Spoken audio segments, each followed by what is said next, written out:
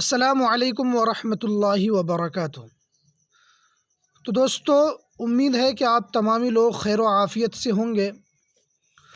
تو دوستو آئیے، آج میں پھر آپ لوگوں کے لیے اردو قواعد سے ریلیٹڈ ویڈیو لے کر میں آپ لوگوں کے لیے حاضر ہو چکا ہوں۔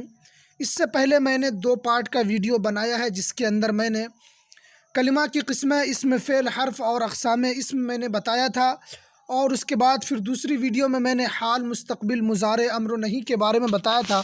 آج ہم اس ویڈیو کے اندر بات کریں گے کہ ضمیر کی کتنی قسمیں ہیں، ضمیر کی قسمیں اور ضمیر کی تعریف۔ جیسا کہ آپ دیکھ رہے ہیں تھمبنیل کے اندر کہ ضمیر کی تعریف اور اقسام ضمیر کے سلسلے میں آج ہم بات کریں گے۔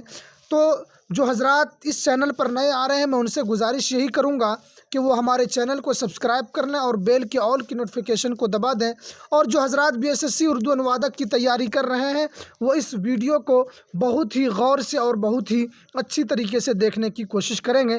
تو چلیے ویڈیو کو شروع کرتے ہیں، اور اس سے پہلے جو میں نے 2 پارٹ بنایا تھا، میں اس کا لنک ڈسکرپشن میں ڈال دوں گا، آپ وہاں سے جا کر ان تمام ویڈیو کو دیکھ سکتے ہیں۔ چلیے جیسا کہ ہم دیکھتے ہیں کہ پہلی کیا ہے۔ سب سے پہلے دیکھیے انہوں نے کیا ہے کہ ضمیر کی تعریف کیجیے اور اس کی قسمیں بیان کیجیے۔ سب سے پہلے انہوں نے یہی کہا ہے کہ ضمیر کی تعریف اور اس کی قسمیں بیان کیجیے۔ سب سے پہلے ضمیر کی تعریف، سوال یہی ہے کہ ضمیر کی تعریف اور اس کی قسمیں بیان کیجیے۔ تو سب سے پہلے انہوں نے ضمیر کی تعریف کی ہے، اس کو دیکھ لیتے ہیں۔ تو کیا ہے ضمیر کی تعریف کیا ہے؟ ضمیر وہ لفظ ہے جو اسم کے بدلے میں استعمال ہوتا ہو۔ تو یہ ہے کہ ضمیر آتا کیوں ہے، کسی بھی کلمہ کے درمیان ضمیر کیوں آتا ہے؟ تو میں آپ کو بتا دوں کہ ضمیر جو آتا ہے وہ کلمے کو چھوٹا کرنے کے لیے آتا ہے۔ ضمیر اس لیے آتا ہے کہ تاکہ کلمہ بڑا نہ ہو اور ضمیر کے ذریعے وہ کلمہ کیا ہو جائے، مکمل ہو جائے۔ تو ضمیر کی تعریف جیسا کہ آپ دیکھ رہے ہیں کہ ضمیر وہ لفظ ہے جو اسم کے بدلے میں آتا ہو۔ تو اسم کے بدلے میں کیوں آتا ہے، اس کی وجہ میں نے آپ کو بتا دیا کہ کلمہ جب بڑا ہوتا ہے تو اس کی وجہ سے ضمیر استعمال کرتے ہیں تاکہ کلمہ کیا ہو جائے، چھوٹا ہو جائے۔ اس کے بعد دیکھیے جیسا کہ آپ مثال دیکھ رہے ہیں، مثال کے اندر انہوں نے کہا ہے جیسے ہم، وہ، تم وغیرہ۔ تو یہ سب کیا ہے؟ ہم ضمیر ہے، وہ بھی ضمیر ہے، تم بھی ضمیر ہے، یہ تمام چیزیں کیا ہے؟ وہ ضمیر وہ لفظ ہے جو اسم کے بدلے میں آتا ہوں، اس کو کیا کہتے ہیں؟ ضمیر کہتے ہیں۔ اب اس کے بعد دیکھیے ضمیر کی کتنی حالتیں ہیں۔ تو سب سے پہلے دیکھیے ضمیر کی حالتیں کتنی ہیں، اس کی تعریف بھی میں بتاؤں گا۔ سب سے پہلے آپ دیکھ لیجئے کہ ضمیر کے 3 صیغے آتے ہیں۔ ضمیر کے کیا کیا صیغے آتے ہیں، پہلے آپ اس کو سمجھیے۔ پہلا نمبر 1 ضمیر غائب، ضمیر غائب، اس کے بعد ضمیر حاضر اور ضمیر متکلم۔ ضمیر غائب کیوں آتا ہے، اب اس کی تعریف، اس کے بعد ضمیر حاضر کیوں آتا ہے اس کی بھی تعریف میں آپ کو بتاؤں گا، اس کے بعد ضمیر متکلم کیوں آتا ہے اس کی بھی تعریف بتاؤں گا۔ سب سے پہلے آپ ضمیر غائب کی تعریف کو سمجھیے۔ ضمیر غائب، ضمیر غائب کی تعریف یہ ہے کہ ضمیر غائب وہ ضمیر ہے جو کسی شخص کی غیر حاضری میں اس کے لیے استعمال کیا جائے۔ ضمیر غائب کا مطلب یہ ہے کہ ضمیر غائب وہ ضمیر ہے جب کوئی شخص حاضر نہیں ہوتا ہے۔ اگر کسی کو بلایا جائے کہ تم وہاں پر نہ آؤ، تم وہاں پر آؤ، جب وہ وہاں پر نہیں آتا ہے، اس کی غیر حاضری ہوتی ہے، تو اسی لیے وہاں پر ضمیر استعمال کیا جاتا ہے، یعنی وہ شخص ابھی نہیں آیا ہے، وہ لوگ نہیں، یعنی جو غائب ہے، یعنی جو ابھی آئے نہیں ہیں، تو کہہ دیتے ہیں کہ ہم لوگ، وہ لوگ نہیں آئے ہیں، وہ شخص نہیں آیا، تو اسی لیے تو ضمیر غائب کیا ہے؟ ضمیر غائب وہ ضمیر ہے جو کسی شخص کی غیر حاضری، یعنی جو موجود نہ ہو اس کی حاضری بناتا ہے ضمیر غائب۔ تو ضمیر غائب کی تعریف پوری آپ دیکھ لیں کہ ضمیر غائب وہ ضمیر ہے جو کسی شخص کی غیر حاضری میں ان کے لیے استعمال ہوتا ہو۔ جیسے آپ مثال کے طور پر دیکھ رہے ہیں کہ وہ سے مطلب کیا ہے کہ وہ وہاں پر موجود نہیں ہے، بلکہ وہ سے مراد وہ شخص نہیں ہے، بلکہ وہ کہیں دور میں ہے، اسی لیے وہ نہیں آیا، یعنی جو ابھی یہاں بھی نہیں ہے بلکہ وہ نہیں آیا۔ اس نے مارا، کس نے مارا؟ سامنے میں نہیں ہے بلکہ اس نے مارا، آپ نے اس کو دیکھا نہیں ہے۔ وہ لوگ، آپ نے دیکھا نہیں، وہ لوگ کون لوگ ہیں؟ یعنی وہ لوگ جو یہاں پر موجود نہیں ہے۔ تو ضمیر غائب اسی کو کہا جاتا ہے۔ اس کے بعد دیکھیے ضمیر حاضر۔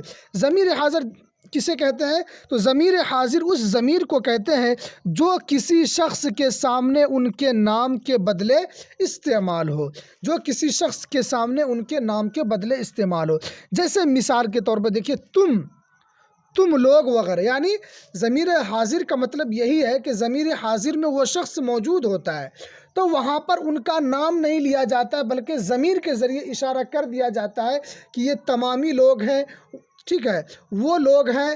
جیسے تم لوگ ہو تو تم لوگ کا کیا مطلب، وہاں پر نام نہیں لیا جا رہا بلکہ ضمیر کے ذریعے اشارہ کیا جا رہا ہے کہ یہ جو لوگ حاضر ہیں یہ کیا ہے، ضمیر حاضر اسی کو کہا جاتا ہے۔ اس کے بعد دیکھیے ضمیر متکلم، دیکھیے ضمیر متکلم کسے کہتے ہیں؟ ضمیر متکلم کلام کرنے والے کو ضمیر متکلم کہا جاتا ہے، یعنی جو بات کر رہا ہو اسے ہی متکلم کہا جاتا ہے، اسے ہی ضمیر متکلم کہا جاتا ہے۔ اب لیکن اس کی پوری تعریف کیا ہے وہ آپ سمجھیے۔ ضمیر متکلم کلام کرنے والے کو کہتے ہیں جو ان کے نام کے بدلے لفظ استعمال ہوتا ہو اسے ضمیر کہتے ہیں۔ جیسے میں، ضمیر متکلم جو خود بول رہا ہے اسی ضمیر متکلم کہا جاتا ہے۔ جیسے کہتے ہیں مثال کے طور پر کہ ان میں سے میں بھی ایک ہوں، تو میں کیا ہے، یہ ایک ضمیر ہے۔ ان لوگوں میں سے ہم لوگ بھی، یہ تمامی شخص ہیں، تو کیا ہے کہ ہم لوگ، میں، یہ سب کیا ہے، ایک متکلم کی ضمیر ہے۔ اس کے ذریعے اپنی طرف اشارہ کیا جاتا ہے کہ میں خود کیا ہوں، میں خود بولنے والا ہوں، میں خود اس کے اندر شامل ہوں، یہ کہا جاتا ہے ضمیر متکلم کے ذریعے۔ اس کے بعد دیکھیے اب ضمیر کی کتنی قسمیں ہیں۔ پہلے تو آپ نے دیکھا کہ ضمیر کے کتنے صیغے ہیں، تو صیغے تو آپ دیکھ لیے، ضمیر غائب، ضمیر حاضر، اس کے بعد ضمیر متکلم، ضمیر غائب، ضمیر حاضر، ضمیر متکلم۔ اس کے بعد انہوں نے ایک تعریف کی تھی ان کی کتنی حالتیں ہیں، تو اب حالتیں بھی آپ دیکھ لیجئے کہ کتنی حالتیں ہیں۔ ضمیر کی 5 قسمیں، حالتیں سے مطلب کیا ہے، قسمیں۔ تو ضمیر کی 5 قسمیں ہیں۔ ایک ضمیر شخصی، ایک ضمیر اشاری، اس کے بعد دیکھیے ضمیر موصولی، اس کے بعد ہے ضمیر استفہامی، اس کے بعد ہے ضمیر تنکیری۔ تمام کی تعریف کریں گے، اس کے بعد اس کو مثال سے ہم سمجھنے کی کوشش کریں گے۔ سب سے پہلے دیکھیے ضمیر کی 5 قسمیں ہیں۔ ضمیر کی 5 قسمیں، پہلی قسم دیکھ لیجئے ضمیر شخصی۔ تو ضمیر شخصی کیوں آتا ہے اور اس کو کیوں استعمال کیا جاتا ہے، پہلے وہ دیکھیے۔ ضمیر شخصی اس ضمیر کو کہتے ہیں جو کسی شخص یا خاص چیز کے بدلے استعمال کیا جاتا ہو۔ ضمیر شخصی اس ضمیر کو کہتے ہیں جو کسی شخص یا خاص چیز کے بدلے استعمال کیا جائے۔ جیسے احمد نے کہا وہ دفتر نہیں جائے گا، اس جملے میں وہ ضمیر شخصی ہے۔ ضمیر شخصی کہتے ہیں، ضمیر شخصی یہ متعین مشخص چیز کے بدلے میں آتا ہے۔ کیا ہے کہ وہ شخص موجود نہیں ہے لیکن اس کی موجودگی کو یہ ضمیر خود بھی ظاہر کرتا ہے کہ احمد نے کہا، یعنی احمد نے کہا کہ وہ دفتر نہیں جائے گا، احمد ہی کہہ رہا ہے کہ وہ دفتر نہیں جائے، یعنی میں خود کہہ رہا ہوں کہ میں دفتر نہیں جاؤں گا۔ اس جملے میں جو وہ ہے وہ ضمیر شخص، یعنی وہ شخص جو بول رہا ہو، جو اس کے اندر متعین ہے، اسی کو ضمیر شخصی کہا جاتا ہے۔ اس کے بعد دیکھیے ضمیر اشاری کسے کہا جاتا ہے؟ ضمیر اشاری اس ضمیر کو کہتے ہیں جس کے ذریعے کسی حرف کی طرف اشارہ کیا جائے۔ یہ تو بہت ہی آسان ہے کہ ضمیر اشاری اسی کہتے ہیں، اس ضمیر کو کہتے ہیں جس کے ذریعے کسی چیز کی طرف اشارہ کیا جائے۔ جیسے وہ لڑکا، تو وہ لڑکا میں جو وہ ہے یہ ضمیر اشاری ہے، یعنی وہ کے ذریعے اس لڑکے کی طرف اشارہ کیا جا رہا ہے کہ وہ لڑکا جا رہا ہے۔ جیسے یہ لڑکا، اس یہ کے ذریعے اس لڑکے کی طرف اشارہ کیا جا رہا ہے کہ یہ لڑکا اچھا نہیں، یہ لڑکا خراب ہے۔ تو یہ جو ہے یہ ضمیر اشاری ہے۔ اس کے بعد دیکھیے ضمیر موصولی، دیکھیے کسے کہتے ہیں؟ تو ضمیر موصولی اس ضمیر کو کہتے ہیں جس کی حالت کا علم اور تعین کے بعد جملے سے ہو۔ ضمیر موصولی اس ضمیر کو کہتے ہیں کہ جس کی حالت، یعنی جس کی حالت کا علم اور تعین کے بعد جملے سے ہو، حالت کا علم تعین کے بعد جملے سے ہو۔ مثال سے سمجھیے، آپ کو سمجھ میں فوراً آ جائے گا۔ دیکھیے جو تمہارے سامنے کھڑا ہے وہ میرا بھائی ہے۔ آپ دیکھیے یہاں پر جو تمہارے سامنے کھڑا ہے یہ ابھی ضمیر موصولی ہے۔ یہاں پر ابھی کچھ نہیں سمجھ میں آ رہا ہے کہ جو تمہارے سامنے کھڑا ہے، تو اب جو آپ کے سامنے کھڑا ہے وہ کیا چیز کھڑا ہے، آپ کو پتہ نہیں چل رہا ہے۔ آپ کو یہ بھی ذہن میں آ رہا ہو کہ جو کھڑا ہونے والا گائے بھی ہو سکتا ہے، کھڑا ہونے والا بھینس بھی ہو سکتا ہے، کھڑا ہونے والا آدمی اور انسان بھی ہو سکتا ہے، کھڑا ہونے والا آدمی جانور بھی ہو سکتا ہے، مرغی بطخ سب ہو سکتا ہے۔ لیکن جب وہ کے ذریعے کہہ دیا کہ وہ میرا بھائی ہے، تو اب یہاں پر یہ چیز متعین ہو گیا کہ وہاں پر لڑکا بھی ہے اور اس کے ذریعے پتہ چل رہا ہے کہ وہ میرا بھائی بھی ہے، وہ لڑکا جو کھڑا ہے وہاں پر وہ میرا بھائی ہے۔ ٹھیک ہے، آپ سمجھ گئے ہوں گے۔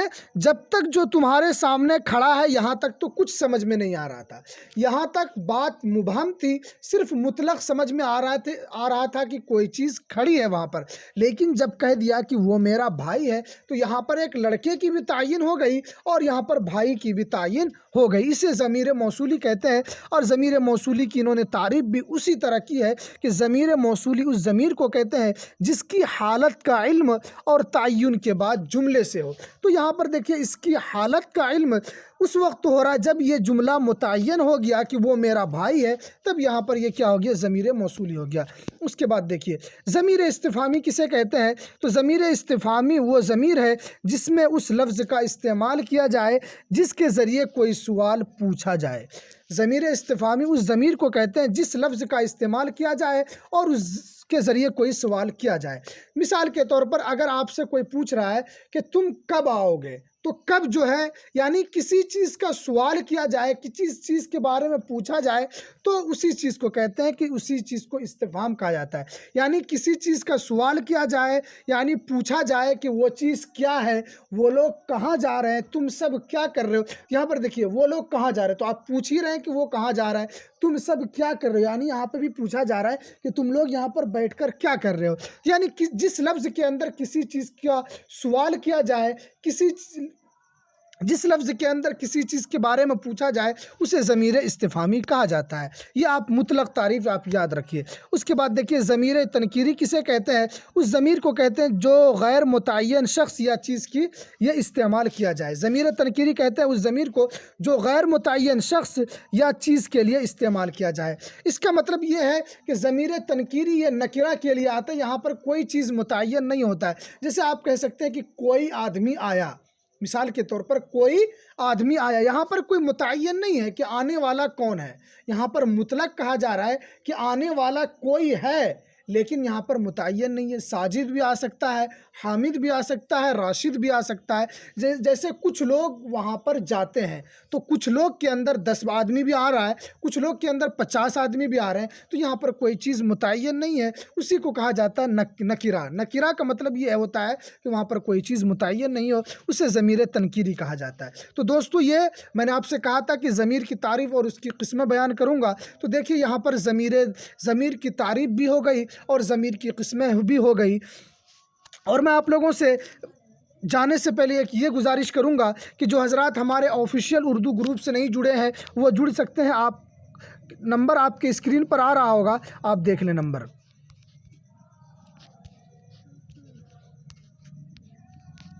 جی نمبر آپ کے اسکرین پر آ رہا ہوگا، آپ اس نمبر پر SMS کریں گے، آپ کو اردو انوادک کے آفیشیل گروپ سے جوڑ دیا جائے گا، اور اس کے اوپر بہت ہی ایک اچھی طریقے سے آپ لوگوں کا ٹیسٹ لیا جائے گا اس گروپ کے اندر۔ تو میں گزارش کروں گا کہ جن حضرات کے پاس یہ ویڈیو پہنچے اور جو حضرات اردو انوادک کی تیاری کر رہے ہیں اس تیاری کے اندر لگ جائیں اور اس ویڈیو کو لائک کریں، زیادہ سے زیادہ شیئر کریں، اور جو حضرات اردو انوادک کی تیاری کر رہے ہیں اور وہ تیاری کے اندر لگے رہیں۔ تو ہمیں دیجیے اجازت، پھر ملتے ہیں کسی دوسری ویڈیو میں۔ السلام علیکم ورحمۃ اللہ وبرکاتہ۔